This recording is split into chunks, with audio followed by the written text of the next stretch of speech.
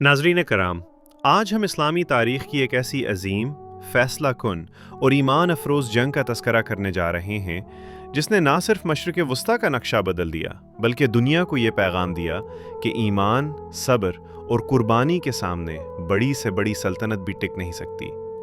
ये है जंग यरमूक, एक ऐसी जंग जिसमें तादाद कम थी, वसाइल महदूद थे, मगर जज्बा ईमान पहाड़ों से ज़्यादा मजबूत था। जंग यरमूक कहाँ और कब हुई? जंग यरमूक 634 ईस्वी में मौजूदा शाम और उर्दून की सरहद के करीब दरियाए यरमूक के किनारे लड़ी गई। ये जंग खिलाफत राशिदा और रूमी सल्तनत के दरमियान हुई। जंग का पस मंज़र, जंग क्यों ज़रूरी बनी? नाज़रीन, नबी करीम सल्लल्लाहु अलैहि वसल्लम के वसाल के बाद इस्लाम तेज़ी से फैल रहा था। हज़रत अबू बकर सिद्दीक़ और फिर हज़रत उमर फ़ारूक के दौर में इस्लामी लश्कर शाम की तरफ बढ़े। शाम उस वक्त रूमी सल्तनत के कब्ज़े में था। मुसलमानों ने बसरा, दिमिश्क और इर्द गिर्द के इलाक़ों में फतूहात हासिल की।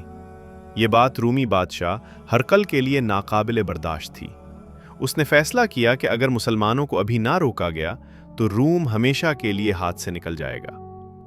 जंग किसने शुरू की? ये बात तारीख़ वाज़ेह तौर पर बयान करती है कि जंग की इब्तदा रूमी सल्तनत ने की। रूमी बादशाह हरकल ने मुख्तलिफ इलाक़ों से फ़ौजें जमा की। आर्मीनिया, यूनान, शाम और यूरोप से सिपाही बुलाए। एक बहुत बड़ा लश्कर तैयार किया।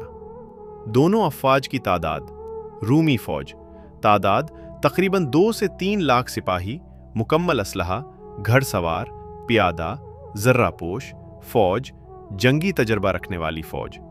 मुसलमान फ़ौज तादाद तकरीबन 30 से 40 हज़ार, वसाइल कम मगर ईमान मजबूत, क़यादत बेहतरीन। मुसलमानों के सिपह सालार कौन थे? मुसलमान फ़ौज की क़यादत हज़रत खालिद बिन वलीद की तलवार। दीगर अजीम सहाबा हज़रत अबू उबैदा बिन अल जर्राह, हज़रत यजीद बिन अबी सुफियान, हज़रत अम्र बिन अल आस, हज़रत शर्जील बिन हसना। जंग से पहले का मंज़र। नाज़रीन, दरियाए यरमूक के किनारे मुसलमान खैमों में थे। रात का वक्त था, हवा ठंडी थी, खामोशी गहरी थी। मुसलमान नमाज़ें पढ़ रहे थे, कुरान की तिलावत हो रही थी, दुआएं मांगी जा रही थी। इधर रूमी लश्कर अपनी तादाद पर नाज़ा, ताकत के गुरूर में मुब्तला, फतह को यकीनी समझ रहा था। हज़रत खालिद बिन वलीद की हिकमत अमली। हज़रत खालिद ने फ़ौज को छोटे दस्तों में तकसीम किया। घर सवार फ़ौज को अलग रखा, औरतों और बच्चों को पीछे महफूज जगह पर रखा। उन्होंने कहा, हम तादाद से नहीं, ईमान से लड़ेंगे। जंग का आगाज। जंग कई दिन जारी रही। पहला दिन, रूमियों ने शदीद हमला किया। मुसलमानों पर दबाव बढ़ा।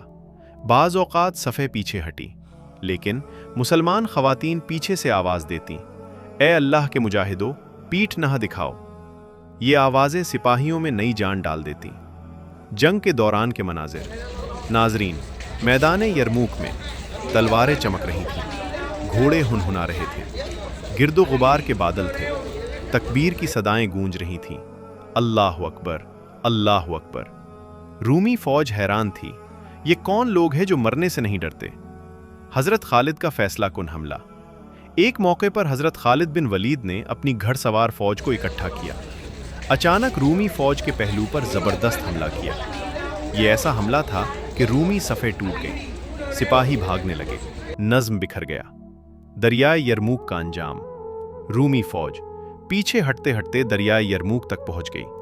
पुल कम थे, रास्ते बंद हो गए। हज़ारों रूमी दरिया में डूब गए, खाइयों में गिर गए। फतह किसकी हुई? नाज़रीन, आखिरकार फतह मुसलमानों की हुई। ये फतह ईमान की फतह थी, सब्र की फतह थी, कुर्बानी की फतह थी। कितने मुसलमान शहीद हुए? तारीख़ के मुताबिक तकरीबन 3 से 4 हज़ार मुसलमान शहीद हुए, जबकि रूमी फ़ौज के हज़ारों सिपाही मारे गए। जंग यरमूक के नताइज। उस जंग के बाद शाम हमेशा के लिए रूमियों के हाथ से निकल गया। इस्लामी रियासत मजबूत हो गई। हज़रत खालिद बिन वलीद की अस्करी अज़मत दुनिया ने मान ली।